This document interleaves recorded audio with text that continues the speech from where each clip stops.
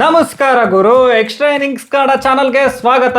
ನನ್ನ ಮಗಂದು ಏನಪ್ಪ ಅಂದರೆ ನಾವು ಲೈವ್ ಬರದೇ ಇರೋ ಟೈಮಲ್ಲೇ ಈ ಒಂದು ಸೂಪರ್ ಓವರ್ ಆಗಬೇಕಾ ಅಂತ. ಅಲ್ಲ ಗುರು, LSG ವರ್ಸಸ್ KKR ನಾನು ಕನ್ಸ್ಮನ್ಸಲ್ಲೂ ಅಂದ್ಕೊಂಡಿರಲಿಲ್ಲ ಸೂಪರ್ ಓವರ್ ಬೇರೆ ಆಗುತ್ತೆ ಅಂತ.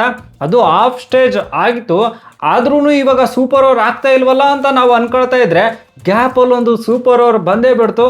LSG versus KKR. ಅಬ್ಬಬ್ಬಬ್ಬ, ಎಂಥ ಮ್ಯಾಚ್ ಗುರು. ಸ್ಪೆಷಲಿ ಹೇಳಬೇಕು ಅಂತಂದರೆ ಇದು LSG ವರ್ಸಸ್ KKR ಆಗಿರಲಿಲ್ಲ, ಇದು ಒಂಥರ ರಿಂಕು ಸಿಂಗ್ ವರ್ಸಸ್ LSG ಆಗಿತ್ತು ಅನ್ನೋ ಥರ ಫೀಲ್ ಆಯಿತು ನಿಜ. ಯಾಕಂತಂದರೆ ಆ ಥರ ಆಟ ಆಡಿದ್ರು ನಮ್ಮ ರಿಂಕು ಸಿಂಗ್ ಅವರು. ಅಂದರೆ ಅವರ ಒಂದು ಬೆಸ್ಟ್ ಪರ್ಫಾರ್ಮೆನ್ಸ್ ಈ ಒಂದು ಮ್ಯಾಚಲ್ಲಿ ಬಂತು ಅಂತ. ಈ ವಿಡಿಯೋದಲ್ಲಿ ಪ್ರಾಪರ್ ಆಗಿ ಮ್ಯಾಚಲ್ಲಿ ಏನೇನಾಯಿತು ಏನೇನಿಲ್ಲ ಅಂತ ಚಿಕ್ಕದಾಗಿ ಚೊಕ್ಕದಾಗಿ ನೋಡ್ಕೊಂಡು ಬರೋಣ. ಯಾಕಂದರೆ ನಾವು ಲೈವ್ ಬರೋಕ್ಕಾಗಿಲ್ಲ. ಸೊ ಈ ವಿಡಿಯೋದಲ್ಲೇ ಎಲ್ಲ ಮುಗಿಸೋಣ ಅಂತ. ಆಮೇಲೆ ಯಾರ್ಯಾರು ವಿಡಿಯೋ ನೋಡ್ತಾ ಇದ್ದೀರಾ ಪ್ಲೀಸ್ ಲೈಕ್ ಶೇರ್ ಸಬ್ಸ್ಕ್ರೈಬ್ ಎಲ್ಲ ಮಾಡಿ ಅಂತ. ಈ ಒಂದು ಮ್ಯಾಚ್ ಮಾತ್ರ ಭಯಂಕರ ಆಗಿತ್ತು. ಯಾಕೆ ಅಂತಂದರೆ ಗುರು, ಹೆಂಗಂದ್ರೆ ಏರಿಳಿತ ಅನ್ನೋ ಥರ, ಅಂದರೆ ಪೆಂಡುಲಮ್ ಥರ ಇವ್ರು ಗೆಲ್ತಾರೆ ಅವ್ರು ಗೆಲ್ತಾರೆ ಅನ್ನೋ ಥರನೇ ಇತ್ತು. ಕೊನೆಗೆ ಸೂಪರ್ ಓವರ್ ಆಗಬೇಕಾ ಅಂತ. ಯಾಕಂತಂದ್ರೆ ಈ ಕಡೆ ಫಸ್ಟ್ ನೀವು ನೋಡಿ, LSG ಅವರು ಟಾಸ್ ಗೆಲ್ತಾರೆ, ಗೆದ್ಬಿಟ್ಟು ಈ ಕಡೆ KKR ಬ್ಯಾಟಿಂಗ್ ಬರ್ತಾರೆ. ಫಸ್ಟು ಟೀಮ್ಸ್ ಎಫರ್ಟು ಅಣ್ಣಂದೇನು ಬರಲಿಲ್ಲ. ರಹಾನೆ ಅವರು 15 ಬಾಲ್ ಹತ್ರ ಗುರು, ಅಣ್ಣೊಂದು ಬರಲಿಲ್ಲ.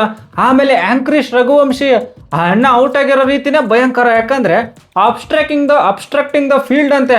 ಅಂದರೆ ಅಂದರೆ ಫೀಲ್ಡರ್ಸ್ಗೆ ನೀವು ಅಡೆತಡೆ ಮಾಡ್ತಿದ್ದೀರಾ ಅಂತ. ಅಂದರೆ ಅವ್ರು ಥ್ರೋ ಹೊಡಿತಿದ್ದಾರೆ ಅಂತಂದರೆ ನೀವು ಅಡ್ಡ ಬರ್ತಿದ್ದೀರಾ ಅಂತ ಗುರು. ಆ ಥರ ಏನೋ ಮಾಡಿಬಿಟ್ಟು ರನ್ಔಟ್ ಅಂದರೆ ಅಬ್ಸ್ಟ್ರಕ್ಟಿಂಗ್ ದ ಫೀಲ್ಡ್ ಅಂತ ಹೇಳ್ಬಿಟ್ಟು ಔಟ್ ಮಾಡ್ತಾರೆ. ಇದೊಳ್ಳೆ ಕಥೆ ಐತಲ್ಲ ಅನ್ನೋ ಥರ. ನಾನು ರೀಸೆಂಟಾಗಿ ಜಡೇಜಾ ಅವ್ರದ್ದು 2024 ಅನ್ಸುತ್ತೆ ರಾಜಸ್ಥಾನ್ ರಾಯಲ್ಸ್ ವಿರುದ್ಧ ನೋಡಿದ್ದು. ಸೊ ಅದಾದಮೇಲೆ ಇವಾಗ ಇವ್ರದ್ದೇ ನೋಡ್ತಾ ಇರೋದು. ಸೊ 4th ಪ್ಲೇಯರು IPL ಅಲ್ಲಿ ಈ ಥರ ಅಬ್ಸ್ಟ್ರಕ್ಟಿಂಗ್ ದ ಫೀಲ್ಡ್ ಅಂತ ಹೇಳ್ಬಿಟ್ಟು ಔಟ್ ಆಗಿರೋದು. ಬಟ್ ಅಕಾರ್ಡಿಂಗ್ ಟು ರೂಲ್ಸ್ ನೋಡಿದ್ರೆ ಅಫ್ಕೋರ್ಸ್ ಸ್ವಲ್ಪ ಏನಂದ್ರೆ ಅವರು ಓಡ್ಬಿಟ್ಟು ರಿಟರ್ನ್ ಹೋಗ್ಬೇಕಾದ್ರೆ ಫೀಲ್ಡರ್ಸ್ಗೆ ನೋಡ್ಬಿಟ್ಟು ಹಿಂಗೆ ಟರ್ನ್ ಮಾಡ್ತಾರೆ ಗುರು. ಸೊ ರೂಲ್ಸ್ ಪ್ರಕಾರ ನೋಡೋದಾದ್ರೆ ಸ್ವಲ್ಪ ಇವರು ಬೇಕಂತಾನೆ ಇಂಟೆನ್ಷನಲಿ ಮಾಡಿದ್ದಾರೆ ಅಂತ ಅನ್ಸುತ್ತೆ. ಆದರೆ ನೀವು ಓವರ್ ಆಲ್ ಆಗಿ ನೋಡಿದ್ರೆ ಆ ಥರ ಇಂಟೆಂಟ್ ಅಂತೂ ಏನು ಇರಲಿಲ್ಲ ಅಂತ.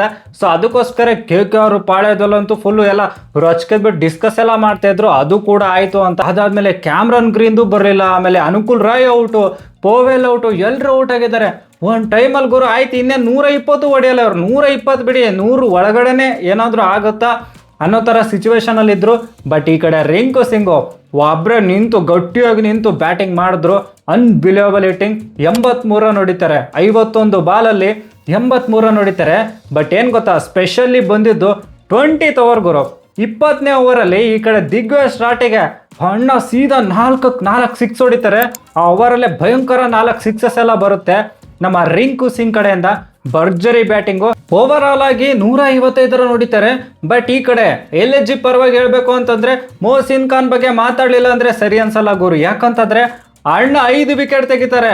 T20 ಇದರಲ್ಲಿ ನೀವು 5 ವಿಕೆಟ್ ತೆಗೆದಲ್ಲ ಅಷ್ಟೊಂದು ಈಸಿ ಅಲ್ವೇ ಅಲ್ಲ. ಮೊಹಸಿನ್ ಖಾನ್ ಮಾತ್ರ ಭಯಂಕರ ಬೌಲಿಂಗ್ ಮಾಡ್ತಾರೆ. ನೀವು ನೋಡಿ, ಕ್ಯಾಮ್ರನ್ ಗ್ರೀನು ಮತ್ತೆ Anukul Roy back to back wicket ಕೂಡ ತೆಗಿತಾರೆ ಇವರೇ. ಸೊ ಒಂಥರ 5 ವಿಕೆಟ್ ಪ್ರಾಪರ್ ವಿಕೆಟ್ಸ್ ಎಲ್ಲ ತೆಗಿತಾರೆ. ಮೊಹಸಿನ್ ಖಾನ್ ಲಿಟ್ರಲಿ ಸಖತ್ತಾಗಿ ಬೌಲಿಂಗ್ ಮಾಡಿದ್ರು ಅಂತ. ಆಮೇಲೆ ಈ ಕಡೆ LSG ಅವ್ರು ಬರ್ತಾರೆ, 156 ಚೇಸ್ ಮಾಡಕ್ ಬರ್ತಾರೆ. ಮೊದಲೇ LSG ಏನಪ್ಪಾ ಅಂದ್ರೆ ಅವ್ರ ಕಡೆ ಬ್ಯಾಟ್ಸ್ಮನ್ಸ್ ಇಲ್ಲ. ಸೊ ಗ್ಯಾಪಲ್ಲಿ ಏನಾದ್ರು ಇವರು ನೆಲ ಕಚ್ಕೋತಾರ, ಈ ಪಂದ್ಯ ಏನೋ ಸೋಲ್ತಾರ ಅಂತ ಅನ್ಕೊಳ್ತಾ ಇದ್ದೆ. ಗ್ಯಾಪಲ್ಲಿ ಫಸ್ಟ್ಗೆನೆ ಮಿಚೆಲ್ ಮಾರ್ಷ್ ಹಂಗೆ ಔಟ್ ಆದ್ರು. ಫಸ್ಟ್ಗೆನೆ ಬಕ್ಕಂತ ಔಟ್ ಆಗಿಬಿಡ್ತಾರೆ. ಅದಾದ್ಮೇಲೆ ಮರ್ಕ್ರಮ್ ಮತ್ತೆ ಪಂತ್ ಇಬ್ಬರ ಮಧ್ಯೆ ಸ್ವಲ್ಪ ಪಾರ್ಟ್ನರ್ಶಿಪ್ ಬರುತ್ತೆ ಗುರು. ಆದರೆ ಮರ್ಕ್ರಮು ಪಂತು ಈ ಪೂರನಾಣನಂತೂ ಏನು ಹೇಳಬೇಕು, 3 ಜನ ಪಟ ಅಂತ ಔಟ್ ಆಗ್ತಾರೆ. ಆಯುಷ್ ಬದನಿ ಸ್ವಲ್ಪ ಹೊತ್ತು ಆಡ್ತಾರೆ, ಅವರು ಔಟ್ ಆಗ್ತಾರೆ. ಗ್ಯಾಪಲ್ಲಿ ಹೆಂಗಾಗ್ಬಿಡುತ್ತೆ ಕೊನೆಗಂದ್ರೆ ಇವರು ಲಾಸ್ಟ್ ಓವರ್ 17 ರನ್ ಬೇಕಾಗುತ್ತೆ. ಆ ಥರ ಆಗಿಬಿಡುತ್ತೆ. ನೀವು ಹೋದ ಸರಿ ನೋಡಿದ್ರಲ್ಲ KKR ವರ್ಸಸ್ LSG ಇರಬೇಕಾದ್ರೆ ಮುಕುಲ್ ಚೌಧರಿ ಬಂದ್ಬಿಟ್ಟು ಅಣ್ಣ ಸಿಂಗಲ್ ಹ್ಯಾಂಡೆಡ್ಲಿ ಹೊಡೆದಿದ್ದ. ಈ ಒಂದು ಮ್ಯಾಚಲ್ಲಿ ಹಿಮ್ಮತ್ ಸಿಂಗ್ ಇದ್ದಿದ್ರು. ಸೊ ಅವ್ರೇನಾದ್ರು ಮಾಡ್ತಾರಾ ಅಂತ ಅನ್ಸಿತ್ತು ನನಗೆ. ಬಟ್ ಏನಂದರೆ ಲಾಸ್ಟ್ ಓವರ್ 17 ರನ್ನು.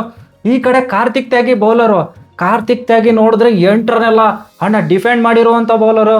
ನೋಡಿದ್ರೆ ಗ್ಯಾಪಲ್ಲಿ ಗೋರ 17 ರನ್ ಎಲ್ಲ ಡಿಫೆಂಡ್ ಮಾಡ್ತಾರೆ ಅಂತ ನಾನು ಅನ್ಕೊಂಡ್ರೆ ಅಣ್ಣ ಬೀಮರು 2 ನೋ ಬಾಲ್ ಹಾಕ್ಬೇಕಾ, ನೋ ಬಾಲ್ ಹಾಕ್ತಾರೆ. ಅದಾದ್ಮೇಲೆ ಇನ್ನೂ ನೋ ಬಾಲ್ ಹಾಕ್ತಾರೆ.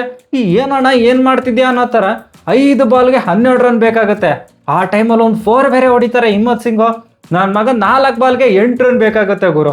ಆ ಟೈಮಲ್ಲಿ ಹಿಮ್ಮತ್ ಸಿಂಗ್ ಔಟು. ಏನಪ್ಪ ಏನು ನಡೀತಾ ಇದೆ ಅಂದರೆ ಈ ಒಂದು ಲಾಸ್ಟ್ ಓವರಲ್ಲಿ ಅಂತ ಅನಿಸ್ತು. ಅದಾದಮೇಲೆ 3 ಬಾಲು 8 ರನ್ ಬೇಕಾಯಿತು. ಈ ಕಡೆ ಪ್ರಿನ್ಸ್ ಅಣ್ಣ ಬರ್ತಾರೆ, ಸಿಂಗಲ್ ತೆಗಿತಾರೆ. ಸೊ ಒಂಥರ ಹೆಂಗಂತಂದರೆ 2 ಬಾಲ್ 7 ರನ್ನು. ಈ ಕಡೆ ಶಮಿ ಬ್ಯಾಟಿಂಗು ಅಣ್ಣ ಫಸ್ಟ್ ಹೊಡಿತಾರೆ, ಅದು ಮಿಸ್ ಆಗುತ್ತೆ. ಬಟ್ 1 ಬಾಲ್ 7 ರನ್ ಗುರು. ಅಬ್ಬಬ್ಬ, ಏನಪ್ಪ ಅದು ನಮ್ಮ ಶಮಿ ಅವರು ಭಯಂಕರ ಒಂದು 6 ಹೊಡಿತಾರೆ, ಸೀದಾ ಸೂಪರ್ ಓವರ್ಗೆ ಬರ್ಬೇಕಾ ಅಂತ. ಸೊ KKR ಹೆಂಗೂ ಗೆಲ್ಬೇಕಾಗಿತ್ತಲ್ಲ, ಅದೇ ಥರ ಇವಾಗ ಸೂಪರ್ ಓವರಲ್ಲೇ ಗೆದ್ಬಿಡ್ತಾರೆ. ಯಾಕೆ ಅಂತಂದರೆ ಈ LSG ಥಿಂಕ್ ಟ್ಯಾಂಕ್ ಯಾವ ಥರ ಥಿಂಕ್ ಮಾಡ್ತಿದ್ದಾರೋ ಗೊತ್ತಿಲ್ಲ, ಸೀದಾ ಸೂಪರ್ ಓವರಲ್ಲಿ ಪೂರನ್ನು ಕಳಿಸ್ತಾರೆ ಗುರು. ಈ ಕಡೆ ಬೌಲರ್ ನೋಡಿದ್ರೆ ಸುನಿಲ್ ನಾರಾಯಣ್, ಏನಂದರೆ Sunil Narayan most probably Caribbean Premier League ಏನೋ ಅನ್ಸುತ್ತೆ, ಅಲ್ಲೆಲ್ಲ ಇವ್ರನ್ನ ಅಂದರೆ ಯಾರಪ್ಪ ನಿಕೋಲಸ್ ಪೂರನ್ನ ಮೇಡನೆಲ್ಲ ಮಾಡಿದ್ರು, ಏನೋ ವಿಕೆಟ್ ಎಲ್ಲ ತೆಗ್ದಿದ್ದಾರೆ, ಏನೋ ಆ ಥರದ್ದೆಲ್ಲ ನಡೆದಿದೆ ಗುರು. ಸೊ ಅದೆಲ್ಲ ಇಟ್ಕೊಂಡು ಇವರು ಅದು ಫಾರ್ಮಲ್ಲಿ ಬೇರೆ ಇಲ್ಲದೆ ಇರುವಂಥ ಪೂರನ್ನ ಕಳಿಸ್ತಾರೆ. ಅದೇ ನನಗೆ ಅರ್ಥನೇ ಆಗಲಿಲ್ಲ ಅಂತ. ಈ ಕಡೆ ಪೂರನ ಫಸ್ಟ್ ಬಾಲೆ ಬಕ್ಕಂತ ಬೋಲ್ಡ್ ಆಗ್ಬೇಕಾ, ನಮ್ಮ ಸುನಿಲ್ ನಾರಾಯಣ್ ಅಂತೂ ಮರ್ಕ್ರಾಮ್ನು ಔಟ್ ಮಾಡಿಬಿಡ್ತಾರೆ. ಒಂದೇ 1 ರನ್ ಹೊಡಿತಾರೆ ಗುರು ಸೂಪರ್ ಓವರಲ್ಲಿ. ಇದು IPL ಇತಿಹಾಸದಲ್ಲೇ ಲೋಯೆಸ್ಟ್ ರನ್ನು ಸೂಪರ್ ಓವರಲ್ಲಿ ಹೊಡೆದಿರೋದು ಅಂತ. ಇನ್ನು 2 ರನ್ ಬೇಕಾಗಿರುತ್ತೆ. ನಮ್ಮ ರಿಂಕು ಸಿಂಗ್ ಗೊತ್ತಲ್ಲ, ಗ್ಯಾಪಲ್ಲಿ ಬಂದ್ಬಿಟ್ಟು 4 ಎಲ್ಲ ಹೊಡಿತಾರೆ. ರಿಂಕುದಂತೂ ಭರ್ಜರಿ ದಿನ ಅಂತ ಹೇಳ್ಬೋದು. ರಿಮೆಂಬರ್ ದ ಡೇ ಅಂತ ಹೇಳ್ತೀನಿ ರಿಂಕು ಸಿಂಗ್ ಅವ್ರಿಗೆ. ಯಾಕಂತಂದರೆ 83 ರನ್ ಹೊಡಿತಾರೆ, 4 ಕ್ಯಾಚ್ ಎಲ್ಲ ಹಿಡಿತಾರೆ, ಆಮೇಲೆ ಲಾಸ್ಟಲ್ಲಿ ಅವರೇ ಫಿನಿಶ್ ಮಾಡ್ತಾರೆ. ಅಬ್ಬಬ್ಬ, ಅನ್ಬಿಲಿಯಬಲ್ ಮ್ಯಾಚ್ ಅಂತೂ ನೋಡೋಕೆ ಸಿಕ್ತು. ಇನ್ನು ಪಾಯಿಂಟ್ಸ್ ಟೇಬಲಲ್ಲಿ ಇವಾಗ KKR ಅವರು ಲಾಸ್ಟಲ್ಲಿ ಇದ್ರಲ್ವಾ, 8ನೇ ಪೊಸಿಷನ್ಗೆ ಬಂದಿದ್ದಾರೆ. LSG ಅವರು ಸೀದಾ ಲಾಸ್ಟ್ಗೆ ಹೋಗಿದ್ದಾರೆ ಗುರು. ಇನ್ನು CSK ವರ್ಸಸ್ GT ಬಗ್ಗೆ ಪ್ರಾಪರ್ ಆಗಿ ಲೈವ್ ಅಲ್ಲೆಲ್ಲ ಡಿಸ್ಕಸ್ ಮಾಡಿದೀವಿ. ಇನ್ನು ನೆಕ್ಸ್ಟ್ ಮ್ಯಾಚಿಗೆ ಬರೋಣ ಗುರು. ಮೇನ್ ಮ್ಯಾಚ್ ನಮ್ಮ RCB. So DC versus RCB ಡೆಲ್ಲಿಲಿ ಮ್ಯಾಚ್ ಇದೆ. ನಮ್ಮ RCB DC ನ ಡೆಲ್ಲಿಲಿ ಸೋಲಿಸ್ತಾರ, ಅದ್ರ ಬಗ್ಗೆ ಒಂಚೂರು ನೋಡ್ಕೊಂಡು ಬರೋಣ. ಏನಂದ್ರೆ ಈ ಕಡೆ DC ಅವರು ಆಲ್ರೆಡಿ ನಮ್ಮ ವಿರುದ್ಧ ಚಿನ್ನಸ್ವಾಮಿಯಲ್ಲಿ ರಾಹುಲ್ ಅಣ್ಣ ಆಯಿತು, ಸ್ಟಪ್ಸ್ ಆಯಿತು, ಮಿಲ್ಲರ್ ಅವರ ಸಾಹಸ ಆಯಿತು, ಆಮೇಲೆ ನಮ್ಮ ಬ್ಯಾಟಿಂಗ್ ಕೂಡ ಆ ಕಡೆ ಈ ಕಡೆ ಆಯಿತು. ಇದೆಲ್ಲ ಸೇರ್ಕೊಂಡ್ಬಿಟ್ಟು ಈ ಕಡೆ DC ಅವರು ನಮ್ಮ ವಿರುದ್ಧ ಗೆದ್ದಿದ್ರು ಚಿನ್ನಸ್ವಾಮಿ ಸ್ಟೇಡಿಯಮಲ್ಲಿ. ಇನ್ನು ಇವಾಗ ನಾವು ಡೆಲ್ಲಿಲಿ ಆಡ್ತಾ ಇದ್ದೀವಿ. ಸೊ ಅವ್ರ ಮೇಲೆ ಸ್ವಲ್ಪ ರಿವೆಂಜ್ ಅನ್ನೋ ಥರನೇ ಗೆಲ್ತಾರ ನೋಡಬೇಕು ಅಂತ. ಸ್ಟ್ಯಾಟ್ಸ್ ಎಲ್ಲ ಬಿಡೋಣ. ಮೇನ್ ಏನಪ್ಪ ಅಂತಂದರೆ 11 ನೋಡೋಣ. RCB 11ಅಲ್ಲಿ ಏನಾದರೂ ಬದಲಾವಣೆ ಇದೆನಾ ಅಂತಂದರೆ ಸಾಲ್ಟ್ ಅಣ್ಣ ಇನ್ನೂ ಇಂಜುರಿಯಿಂದ ರಿಕವರಿ ಆಗಿಲ್ಲ ಅಂತ ನಮ್ಮ DK ಅವರು ಹೇಳಿದ್ರು.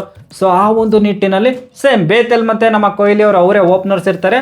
ಅದು ಬಿಟ್ಟರೆ ಬಾಕಿ ಏನು ಚೇಂಜಸ್ ಇಲ್ಲ ಅಂತ ಅನ್ಕೋತೀನಿ.